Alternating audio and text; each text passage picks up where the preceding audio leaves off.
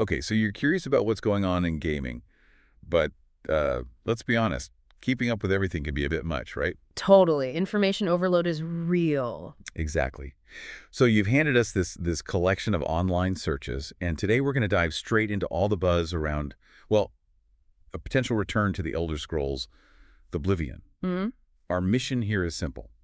Cut through that noise, look at what people like you are actually searching for, and figure out what the community is really talking about. Give you the clear picture.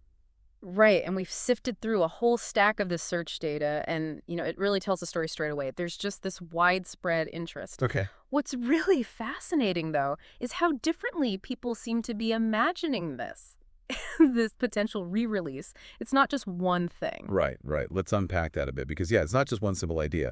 We're seeing searches for both Oblivion Remake Yeah. and Oblivion Remastered. That's a key difference already. And then you've got everyone wondering about, their specific consoles. Hmm.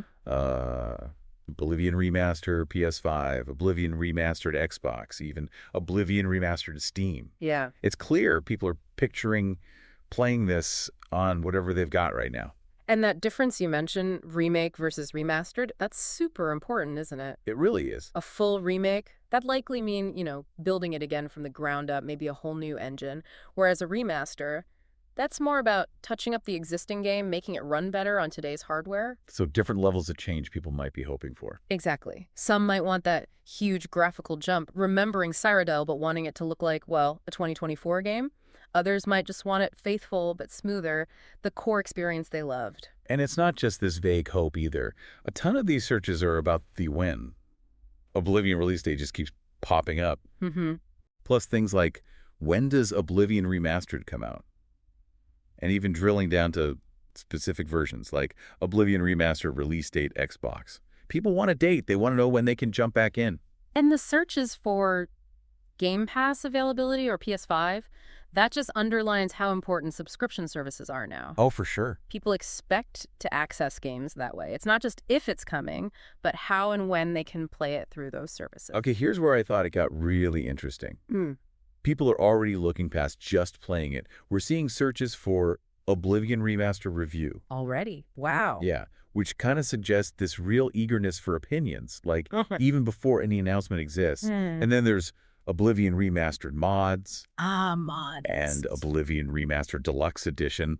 It hints people are hoping for, ongoing support, maybe extra content bundled in. That's actually a really good point. It could suggest a lot of optimism, but maybe also a bit of caution, like wanting to know if it'll be good before it's even announced. And the mod searches, that's classic Elder Scrolls, isn't it? The community's history with mods is huge, so they're hoping any re-release would embrace that. Definitely.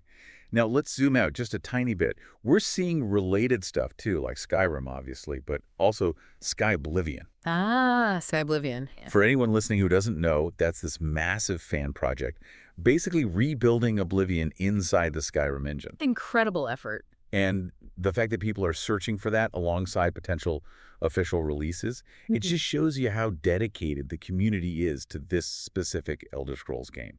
And naturally, you see Bethesda, Elder Scrolls 4, just constantly in the background searches. And connecting that Skyblivion point, it kind of highlights the passion, like you said, but maybe also sets a sort of unofficial benchmark what a modern Oblivion could look like, even if it's fan-made. That's a good way to put it. We also saw a couple of specific names pop up, Virtuos Games and Wes Johnson. Okay, interesting. Virtuos, they're known for doing other remasters, right? So maybe people are speculating they could be involved. That makes sense. They have a track record in that space, so seeing their name isn't totally out of the blue if people are thinking remaster. And Wes Johnson, the voice of Sheogorath, unforgettable. His name popping up definitely sparks thoughts about maybe returning voice actors, original talent being involved. Yeah, his performance is so iconic, so tied to people's memories of Oblivion. Yeah. His potential involvement would be a huge deal for many fans, wouldn't it? Absolutely. So wrapping this up, what does all this mean for you listening? Well, the sheer number and the variety of all these searches, it clearly shows a massive appetite for the Elder Scrolls state. Oblivion to come back in some way. People are thinking about it for all sorts of platforms, wondering when it might land, how they'd play it, even what extra stuff might come with it. However, and this is really the crucial bit, all this strong community interest, all these searches we've seen, it does not mean there's been an official announcement. Not at all. Yeah. There's a ton of anticipation, a lot of hope, you could say, but based purely on this search data, there's no concrete confirmation from Bethesda. Exactly. That's the key takeaway. The desire, the excitement for an Oblivion revival. It's huge, it's widespread, but right now it's still firmly in the realm of, well, hopeful speculation. Which maybe leads to a final thought for you to consider.